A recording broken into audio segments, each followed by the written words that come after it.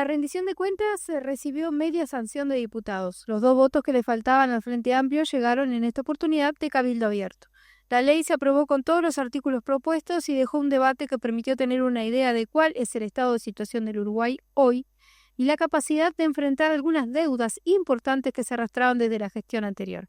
Para hincarle el diente a la rendición, sacar conclusiones y poner el foco en lo que de verdad importa e impacta en la vida cotidiana de la gente, tenemos en estudio al diputado del Frente Amplio, integrante de la bancada de la 1001, el economista Bruno Giometti. Bienvenido, Bruno.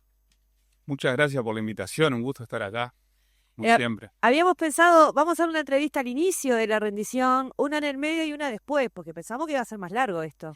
No teníamos esa sensación. Entró temprano la rendición de cuentas, por lo que tenemos entendido, y terminó bastante temprano también, sí. ¿No? Los 2 votos no fueron tan complejos y se desarrolló allí en aquel debate extensísimo que hacía referencia recién, una discusión sobre qué fue lo que pasó en el Uruguay y en qué situación estamos, ¿no? Sí, la rendición de cuentas de los años de inicio de gobierno siempre tiene una particularidad, que es que la presenta el gobierno entrante, pero es una rendición de cuentas sobre el último año del gobierno anterior.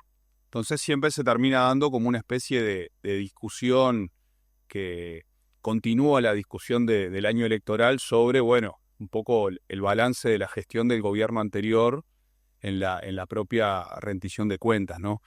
Es distinto de las rendiciones de cuentas de los otros años, donde ahí se rediscuten los elementos presupuestales y por eso en general son instancias bastante más largas, porque son como nuevas discusiones del presupuesto ajustándose año a año. Pero bueno, este año tenemos en realidad el presupuesto que va a estar discutiéndose en agosto, septiembre, octubre en el Parlamento, el presupuesto quinquenal y la rendición de cuentas, que fue lo que dimos media sanción en diputados en la sesión del martes pasado, que terminó en realidad en la madrugada del miércoles.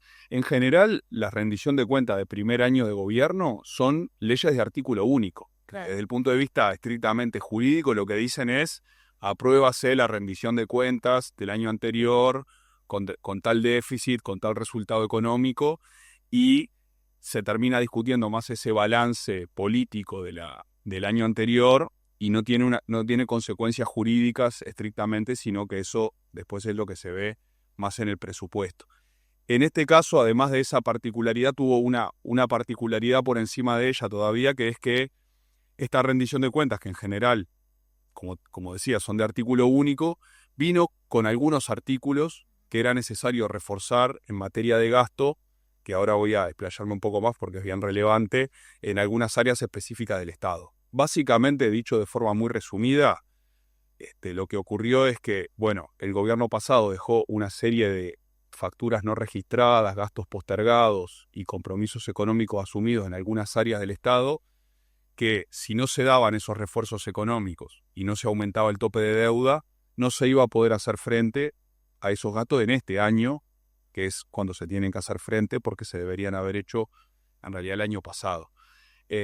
O la otra opción hubiera sido tener que hacer un ajuste fiscal de cerca de 1 punto del PBI en este primer año, sobre el presupuesto que viene del gobierno anterior, porque eso es lo otro. O sea, nosotros todavía, como gobierno del Frente Amplio, no tenemos un presupuesto propio en acción, digamos, porque eso se va a discutir y votar en agosto, septiembre de este año, y va a empezar a regir el año que viene.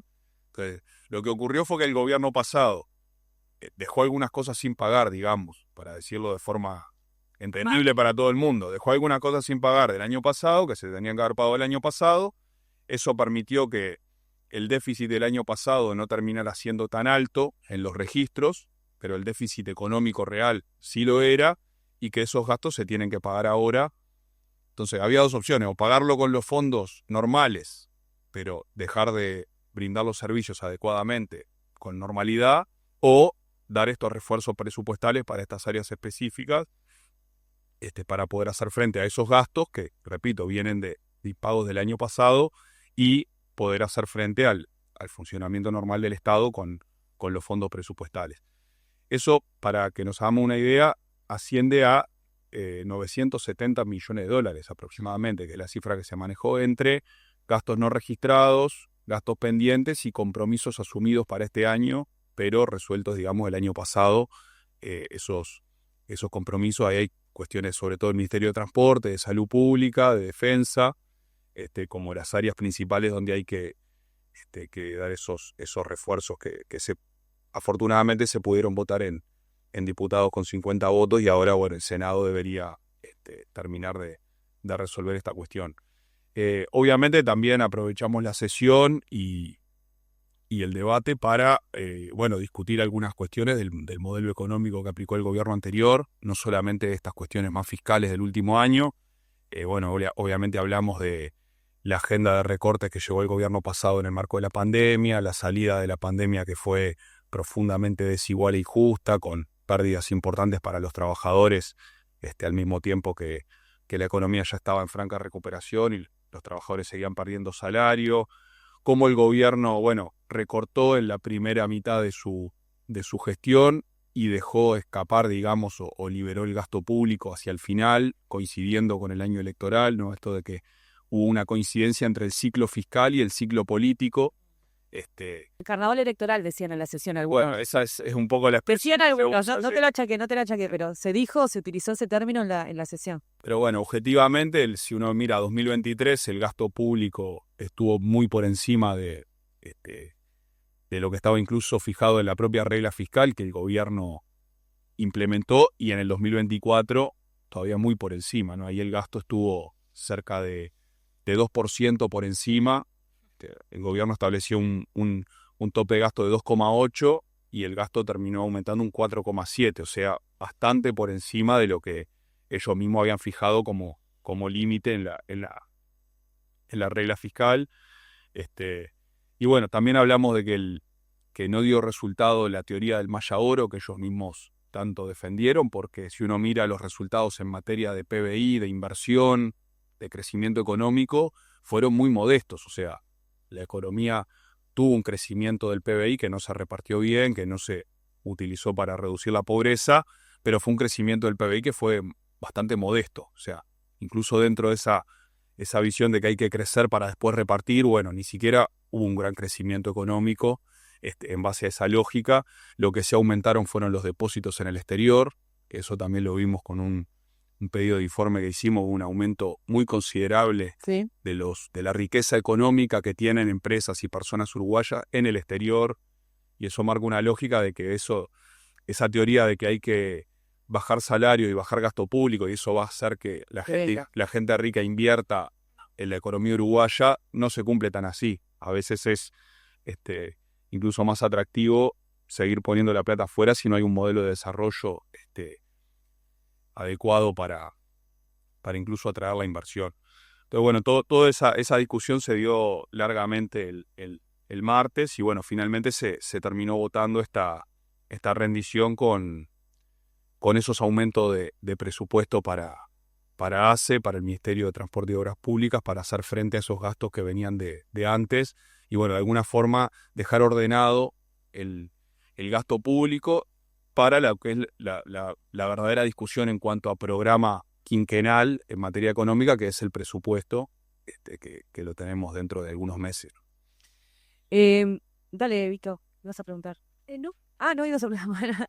No, lo que iba a consultar era, venimos hablando de la rendición de cuentas, un poco esto de lo que fue el gobierno anterior, también lo veníamos conversando. Hablabas ahora de la plata que se puso en el exterior, hablamos de la panza que hubo con respecto a los salarios. Quedamos más o menos que en la misma situación que el 2019, al terminar, ¿no? Todas estas cuestiones son cosas que has comentado. Este gobierno de la calle Pou da la impresión de que con esto intentaron como volver a estar en esto del aumento del gasto a final del periodo. No queda muy claro, o queda claro, ¿no? Estoy diciendo como una pregunta como, el objetivo de estos 5 años del gobierno de la calle Pou, además de sacarle la plata de los trabajadores y mandársela a no se sabe quién, capaz que alguna de esa parte fue al exterior, ir en contra de todo lo que tiene que ver con lo social, ¿no? Los sindicatos, los derechos humanos. Pero más allá de eso, como plan transformador del Uruguay, la derecha pareciera que no tiene proyecto. O sea, ¿cuál es el proyecto de la derecha?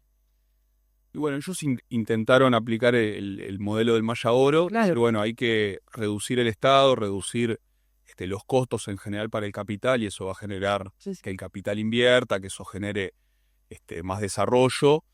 lo que no se cumplió. Es cierto que en el medio hubo algunos factores exógenos que afectaron, como podrían haber afectado cualquier gestión de gobierno, como fue la pandemia, la sequía, el desalineamiento cambiario con Argentina, en fin, hay algunos factores que son exógenos. Lo que nosotros decimos es que el gobierno el gobierno pasado en las decisiones que tuvo que tomar siempre cortó para el lado más fino y privilegió, digamos, obviamente al gran capital en los momentos en que hasta los organismos financieros internacionales decían que había que gastar más, que los gobiernos tenían que gastar más.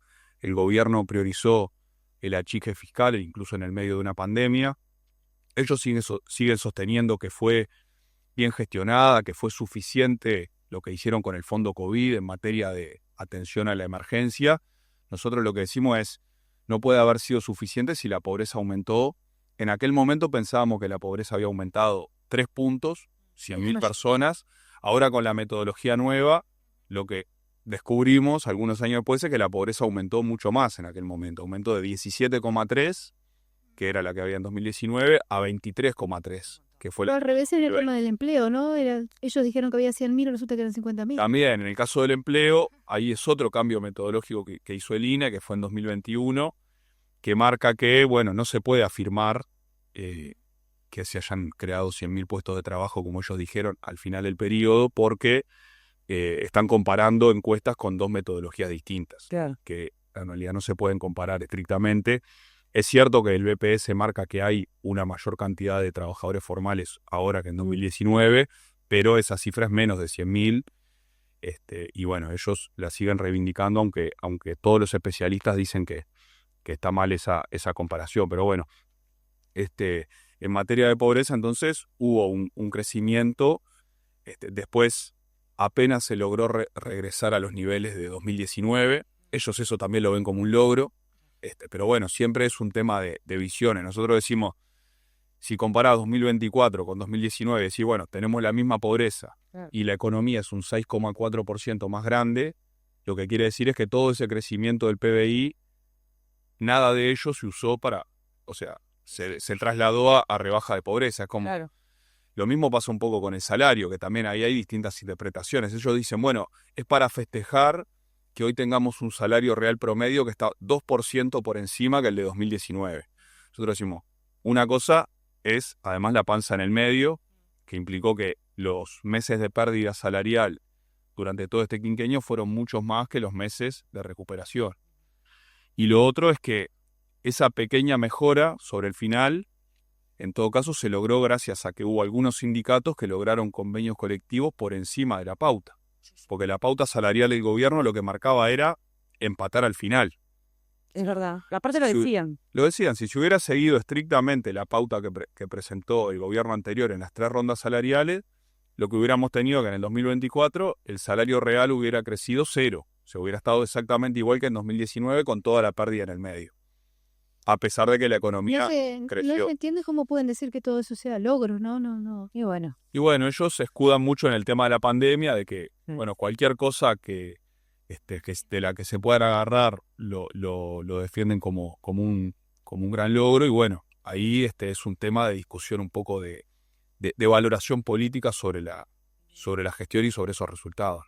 Lo que decía acá la compañera Paola hablando del tema de Luis Lacalle Pou y características de su gobierno, incluso marca una diferencia con el gobierno de su padre en los años 90, porque en el gobierno de su padre en los años 90 se invirtió en lo social. Se hicieron viviendas nuevas, muchas viviendas nuevas en todo el país, y este gobierno, sin embargo, de Lacalle Pou no hizo nada en lo social, o sea, no estuvo cerca de la gente como dijeron, e incluso ya vemos las declaraciones del exministro de Desarrollo Social, por ejemplo, justo el otro día teníamos Garaña acá, tratando de justificar lo que no se hizo y poniendo como algo positivo la gestión de un Mides que obviamente no logró sacar a la gente de la calle. Y lo que vos decías recién, ahí tenemos los resultados tangibles en la calle al haber aumentado las personas en situación de calle. Exacto. O sea que incluso en eso hay diferencias dentro de los gobiernos neoliberales.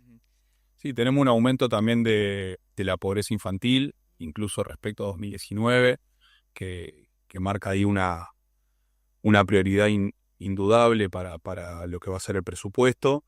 El tema del aumento de la indigencia, o sea, tenemos y bueno, y de las personas en situación de calle, también de los salarios sumergidos, o sea, tenemos más trabajadores hoy que ganan salarios sumergidos. Es cierto que hay más empleo, pero la mayoría de esos empleos son de salarios muy bajos porque por algo tenemos, a pesar de haber habido una recuperación económica, más gente ganando salarios sumergidos que las que había en 2019. Entonces hay un rezago en materia de los indicadores sociales más relevantes que es notorio y bueno, eso obviamente nos marca exigencias de cara al presupuesto porque efectivamente tenemos una situación fiscal que no es la ideal, o sea, hay restricciones en materia de los recursos, en alguna medida tiene que ver con ese aumento del gasto que hizo el gobierno anterior sobre los últimos años también, un gasto que fue bastante desordenado, además, porque si no tuvo resultados tangibles en materia social, también es que ese gasto se hizo mal, ¿no? Sí, claro. Un ejemplo muy claro es ACE.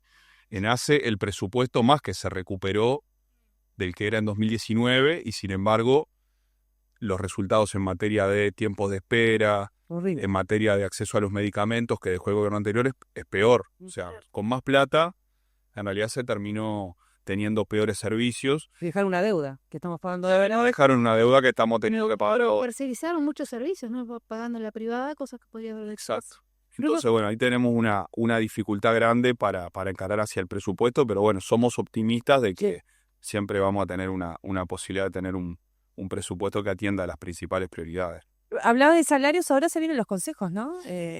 Porque esa también es parte de la discusión presupuestal, si se quiere, ¿no? Sí, si bien es algo que la ronda de negociación colectiva no tiene tratamiento estrictamente parlamentario, obviamente que va a ser algo de la agenda de ahora, de estos meses. Tenemos ronda de consejo de salario que arranca a partir de julio, tenemos el tema del diálogo por la seguridad social, que también es algo que no va a estar estrictamente en el Parlamento, está relacionado porque tiene que ver con los temas llegará después al Parlamento, capaz. De cómo se destinan los recursos públicos y además va a llegar después porque eventualmente esto se tiene que procesar por la vía legal.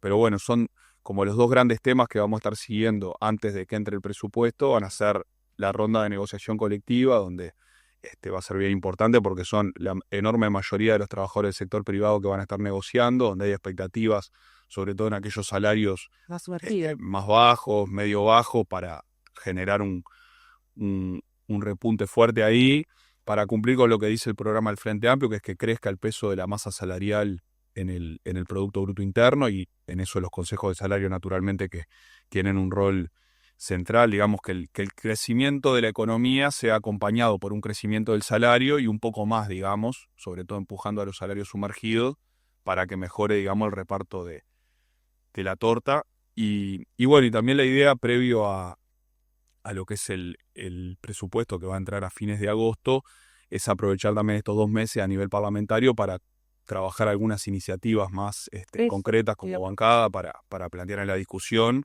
ya habiendo salido de esto más urgente que era el tema de la rendición de cuentas que nos tuvo alerta hasta hace unos días, ¿no? Había un diputado preocupado porque decía que quedaba demasiado tiempo entre la rendición de cuentas y el presupuesto y planteaba mandar algo a una comisión para que, no sé, como que qué vamos a hacer en el medio y legislar, señor, ¿no? Hacer propuestas. Yo digo, para eso les pagan. ¿Podés comentarnos alguna, no sé si podés o no, alguna de las cosas que tiene pensado, por ejemplo, de la bancada 1001 de impulsar allí o de otras bancadas, de otros compañeros del Frente Amplio? Sí, claro. ¿Cuál es la idea? Y bueno, nosotros, por ejemplo, en la campaña de Montevideo previo a octubre hicimos cerca de 10, 12 reuniones con organizaciones sociales, con sindicatos, y recogimos una serie de planteos que no se trata de llevarlos necesariamente de manera mecánica a un proyecto de ley, pero sí que nos dan insumos relevantes.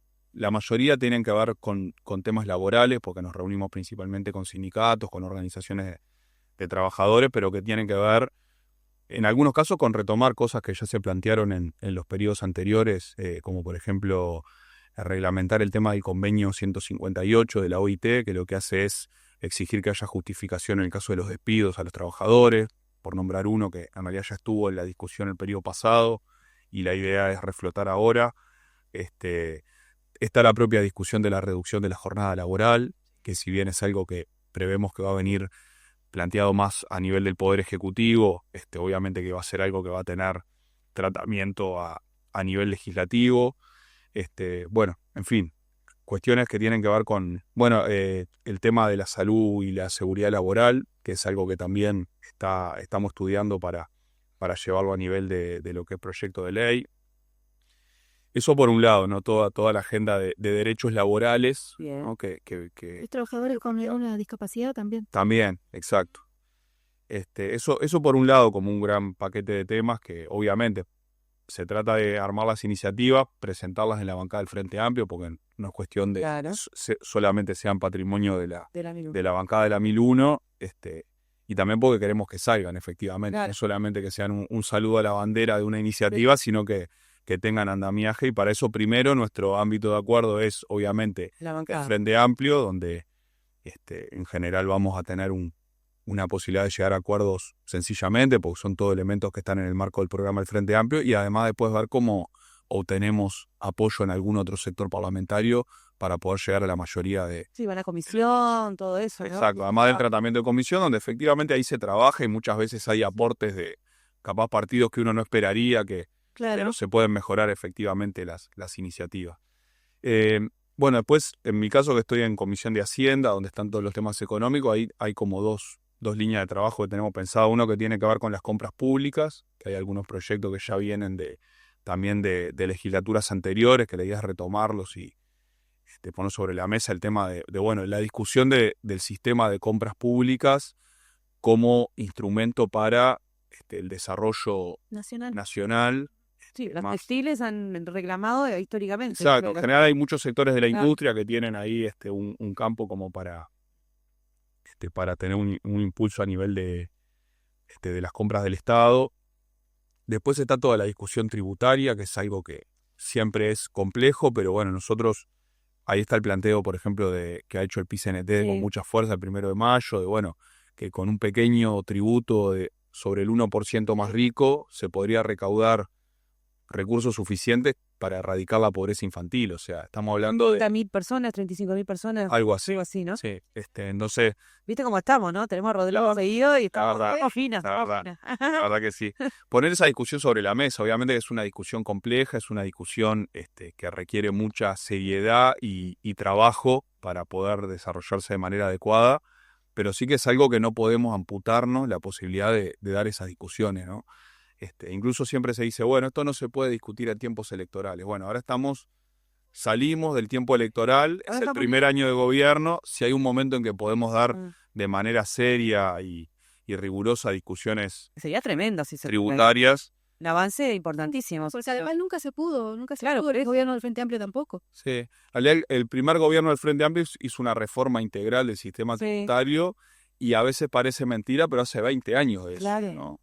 Yo el otro día pensaba, bueno, a 20 años de la reforma tributaria, con todo lo que cambió el mundo en estos 20 años y el Uruguay, creo que es tiempo para rediscutir algunas cosas, valorando que eso fue un avance sustantivo en su momento. Después hay algunas iniciativas en materia de vivienda que están en el Senado, que las viene trabajando Oscar, pero bueno, son parte de un tema central del programa del Frente Amplio y de la vida de la gente en general. Todo lo que tiene que ver con los alquileres, las casas cesadas. Sí, las viviendas vacías, sobre todo cómo agilizar los trámites para que eso... ¿Eso está en el Senado? Eso está en el Senado porque... ¿Pero eso va a pasar por diputados o...? No, en realidad, como son proyectos que entraron por el Senado, deberían primero tramitarse allí y después pasarían a diputados cuando sean aprobados allá.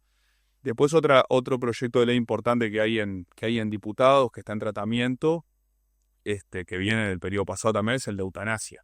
Nosotros lo hemos tratado. Sí, lo hemos tratado. Que pero tiene no que ver poder resolver. con algo muy relevante que se ha discutido, también que hay una organización social detrás que lo está llevando adelante, ha tenido reuniones con nosotros, con casi todos los parlamentarios, y bueno, está en la Comisión de Salud. Es algo que podría haberse aprobado en el periodo pasado y la derecha de alguna manera lo trancó sobre el final, incluso evitando que saliera de la comisión para no tener que dar la discusión en el pleno. Y bueno, ahora que estamos empezando un periodo de gobierno, la idea es que no vuelva a ocurrir eso, que no sea algo que lleve tantas idas y venidas y ojalá que salga. Y se demore y pueda salir, además porque es un derecho que realmente tiene que ver con Tiene una aceptación altísima de la población, o sea, no es una cosa que... Creo que era un 80%. Sí, era una cosa bestial, transversal, o sea... Y además hay gente esperando, ¿no? Exacto, es eso. Tiene que ver con algo que es necesario cuanto antes. No es que es lo mismo si se aprueba este año o dentro de 2 o dentro de 3 años. No es lo mismo absolutamente. Entonces, un poco esos temas, ¿no? Temas laborales, temas estrictamente económicos, temas de vivienda, temas de salud. Hay un panorama de proyectos importantes. Y bueno, la idea es en estos 2 meses previo al presupuesto justamente aprovechar esa ventana de tiempo para colocar iniciativas propias, discutirlas, algunas capaz que hay condiciones para que salgan relativamente rápido, otras quedarán instaladas y discutiéndose en comisión para más adelante, pero bueno, la idea es esa, y también cambia tiempo. La lógica y empezamos a pensar hacia adelante, ¿no? Porque venimos, que correspondía por la etapa, viendo lo que pasó, haciendo la síntesis del punto cero, y ahora está bueno empezar ahora vamos nosotros. Tenemos un programa que nos marca lo que deberíamos tener que cumplir en estos 5 años. Obviamente que muchas de esas cosas dependen del presupuesto y de lo que venga como proyectos de ley del Poder Ejecutivo, pero bueno, otras cosas las podemos ir impulsando también desde las bancadas parlamentarias. Me encanta. Sí, ya sigo a la bancada, por fin. Sí, yo ya quería que salieran el tema de la rendición de cuentas. Sí, la verdad, porque sí, bueno. Hay que empezar a hacer. Bueno, ya arrancan a hacer entonces los diputados, las diputadas, los senadores y senadoras. Muchas gracias, Bruno Giametti, por estar acá. Siempre un placer. Gracias a ustedes. Siempre las puertas abiertas y los micrófonos. Expertas nos estamos volviendo. Estamos haciendo los deberes. Bueno, Fede, gracias. Como siempre, por estar del otro lado, a Manu que vino a cubrir hoy a Bruno, que ya vamos a tener en las redes después el pequeño videíto resumen sobre esto. Síganos en nuestras redes, Instagram, Facebook, ¿cómo se llama? X, y todo lo que etcétera. Todo lo que se... Los canales de WhatsApp, de Telegram. William allí nos envía. Así que gracias también y saludamos a William. Nos vemos el lunes. A las 10. Exactamente, a las 10 de la mañana, aquí por Radio Fénix, en el Popular en Radio. Cuénteme, Victoria, ¿por qué? Porque nadie te lo cuenta como nosotras. Salí, gente. Un abrazo.